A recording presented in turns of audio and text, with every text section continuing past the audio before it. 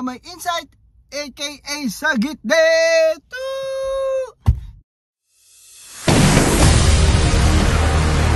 Yo, I'm back. It's been a month. Ito ang inyong tamad na vlogger, pero ano naman, malasa naman yung aking mga ibinablog. Okay, Lisa Marcos, okay? Lisa Araneta Marcos ay panlaban sa pagka-presidente ng Marcos family. Okay? I know, okay? Kasi hindi napapag-usapan si Lisa sa mga ganyang bagay at mas mabuti daw nga naman yung ganun. Alright, so check this out. Si Sandro Marcos wala pang 35 years old, hindi pwede kumandidato. Yung Romualdez na pinsan nila, kung sakali pang bato yun, hindi po pwede at mahina. At saka natarnis na siya at parang katulad siya ni Binay at katulad din ni Sara na binabanata na. They put dirt already. Okay, kung si Amy Marcos naman, basang-basa na ang papel ngayon sa downline nila ng mga Marcos, parang bumalik na daw naging DDS na, so malabo na si Amy. Anyway, why Lisa Marcos? Okay, so si Lisa Marcos, ayaw mo na nilang, hindi siya na matalino hindi mo na siya masyadong expose sa public. Alright, check this out, let's break it down. Okay, let's say, gumanda ang ekonomiya, okay? Kahit na hindi naging 20 pesos per kilo ang bigas, okay? And then yung 30,000 na EGK victim ay nakapasok ang ICC. So marami mga naging magandang balita. At 2 years na lang ang natitira, and then sasabihin ng ni Ferdinand Marcos ay behind of this is my wife, si Lisa Marcos. Palalakasin na to si Lisa dahil malapit na eleksyon. Hindi siya galing sa mayamang pamilya, he struggle. At kaya iba daw yung mindset ng laki sa Amerika. Kaya nga pinalis yun na si Rodriguez dahil ayaw niya ng mga ganong style, mga utang na loob, mga ganyan. Biglang suddenly malalakas siya sa mga Pilipino. Okay? Ay hindi po pwedeng batuhin siya na housewife lang yan. No, si Cory Aquino is housewife lang. Ito ay brilliant lawyer from New York. So at i-apply ni Lisa Marcos yung mga yung black and white na dapat mangyari para umunlad ng isang bansa dahil taga-Amerika siya. Yun. So yun ang hindi nakikita ng mga tao to. Only Pilos Pugmamay ang merong ganyang insight. Okay? Of course, maraming mga naninira. Okay? So, check this out. Let's say si Maharlika. Si Maharlika alam naman ng mga tao kaya nagbawalang ganyan dahil hindi niya nakuha ang gusto niya. Dating kasamahan ay hindi nakakash out. Jealous. Okay? So, yun lang yun Pero kung si Maharlika ba ay nabigyan ng pwesto, magkakaganyan ba siya? Okay? Etong si Banat Biden na naninira din kay sa mga Marcoses, ay alam naman natin na meron siyang puon na pinagsisilbihan at hindi naman totoo yung kiniklaim niya na pagka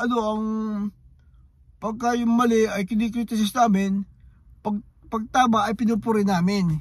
Yeah, right. It's not gonna make sense. Meron kang puon. Kung ano sabihin ng puon mo ay you jump, like Robin Padilla. Dati si Robin Padilla ay pro cha-cha. Ngayon, yung kanyang puot, ayaw ng cha-cha, siya ngayon, bumalik na ngayon. So, yun ang mga tao inihalal natin, may mga puot. So, may mga interest sila. So, I hope, I guess straight to the point na yung mga taong yun na pinapakinggan natin ay budol-budol na yun mga budol-budol yun. Hindi naman sila pro-Pilipino pro sila merong sariling interest. Dahil nga nagsisilban sila Okay? So anyway, let's go back to Lisa Marcos.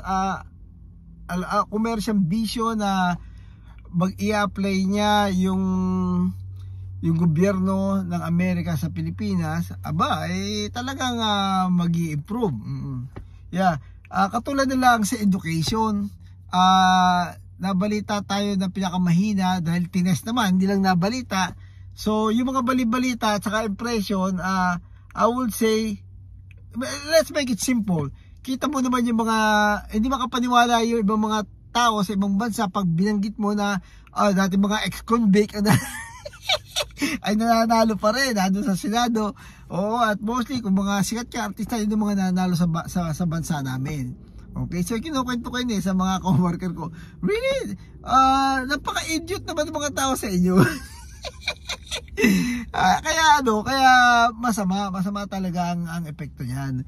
Kaya bagsak talaga yung edukasyon sa Pilipinas. And then just to make sure na kung bobo nga ang mga dumadating na estudyante sa Pilipinas, pinakuha na exam.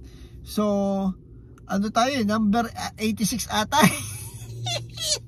Kasali number 6 sa pinakabababa. 'Yon. Nakakahiya.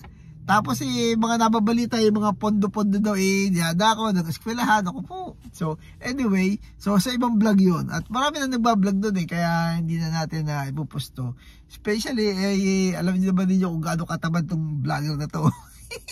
So, okay, so Lisa Marcos. So I convinced na anyway, hold on a second.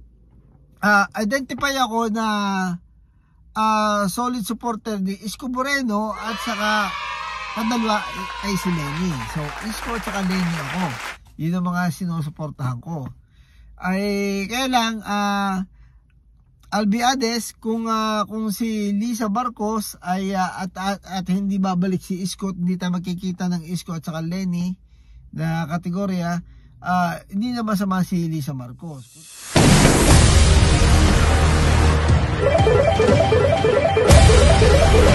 Ngayon, kung hindi tayo magkikita ng mga ganong kandidato na may mga resibo na may mga nagawa sa bayan, ay pagpasok nitong si Lisa Marcos na may kabayo na, tapos maganda ang na-improve din nila yung ekonomiya.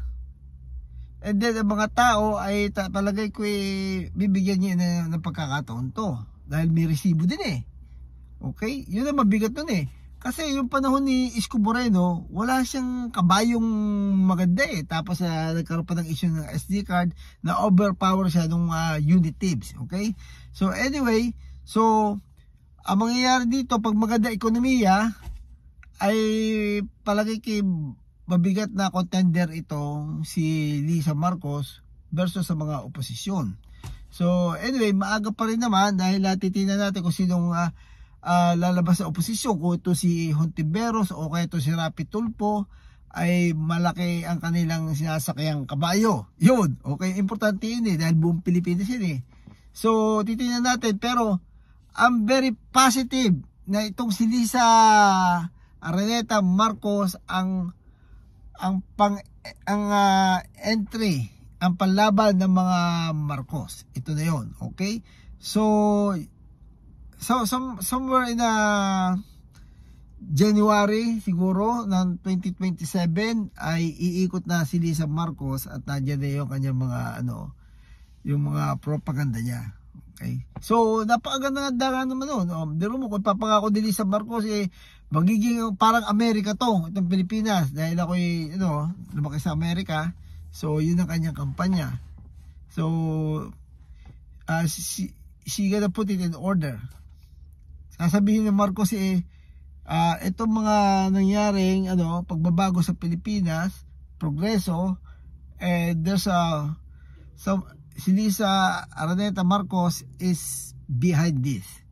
So yun. Okay, anyway, salamat po sa mga nag-subscribe at sa mga mag-subscribe pa, I'll see you with my next video.